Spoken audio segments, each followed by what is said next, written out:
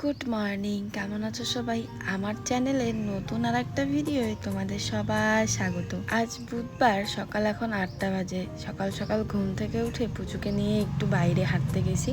এরপর এসে ফ্রেশ হয়ে এখন পিছনে চলে এসেছি ফুল তুলতে। আমাদের এই ফুল গাছটায় কিন্তু অনেকগুলা করে ফুল ধরে। অনেক লোকে কিন্তু সকালবেলা এসে নিয়ে যায়, তবুও দু একটা থাকে, কিন্তু আজকে একটা ফুলও নেই। আমাকে এখন সাদা ফুল দিয়েই পুজো দিতে হবে।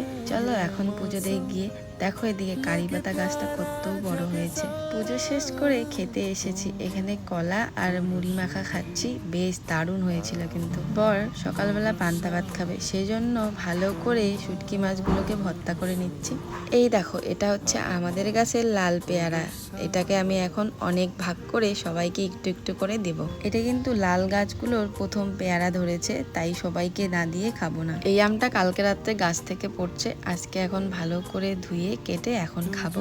আম খাওয়ার পর বেদানা কেটে ঘরে এসেছি, দেখি বর শুয়ে আছে, তাই একটু বরকে আদর করে খাইয়ে দিলাম। তোমরা কারা কারা বেদানার বীজগুলো একদম চিবিয়ে খেয়ে নাও আমাকে কমেন্টে জানিও, কারণ আমিও একদম চিবিয়ে খেয়ে নিই। একটু পর বর বলছিল আমার পাটা না খুব ব্যথা করছে, তাই বরের পাটায় একটু ভালো করে মেশিন দিয়ে ম্যাসাজ করে দিচ্ছি। ওয়েদারটা না ঠিকই ছিল, বেশ রৌদ্র ছিল, হঠাৎ করে দেখি কালো হয়ে এসেছে আর এতটা বৃষ্টি নামছে, দেখো তোমরাই। এই বৃষ্টি দেখলে আমার তো খুব ভিজতে ইচ্ছে করে, কিন্তু বর বলে ভেজ, তারপর তোকে হসপিটালে ভর্তি করে রেখে আসবো, দেখতে যাবো না। এই কথাটা শোনার পর কেউ আর ভিজবে বলো? বৃষ্টি ছাড়ছে, এরপর আমি চলে গেছি পিছনে। দেখো কিরকম ক্যাতক্যাতা হয়ে গেছে সারা বাড়ি। পাশের বাড়িতে একটু হাঁটতে গেছি, সাথে সাথে দেখি আমাদের সোনুও চলে গেছে আমাদের সাথে। তোমাদের সঙ্গে আমি সেগুলো ভিডিওই শেয়ার করি যেগুলো আমার দেখাতে ইচ্ছে করে বা যেটুকু আমি দেখাই। এছাড়াও কিন্তু আমার প্রচুর কাজ থাকে, আমি কিন্তু বসে থাকি না। একজন আমাকে সেদিন বললো তোর কোনো কাজ নাই, তুই খেয়ে দিয়ে শুধু বসেই থাকিস। আরে বাবা, আমার প্রচুর কাজ আছে, তুমি একদিন আমাদের বাড়িতে এসো, তাহলেই দেখতে পারবে যে আমি কি কাজ করি।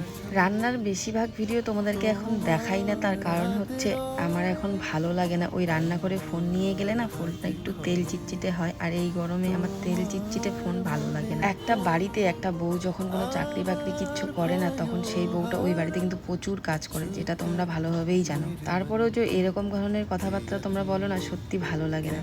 তো চলো আজকের এই ভিডিওটা এই পর্যন্ত। কেমন লাগলো আমাকে কিন্তু অবশ্যই কমেন্টে জানাবে। দেখা হবে তোমাদের সঙ্গে নেক্সট একটা ভিডিও। ততদিনের জন্য বাই বাই।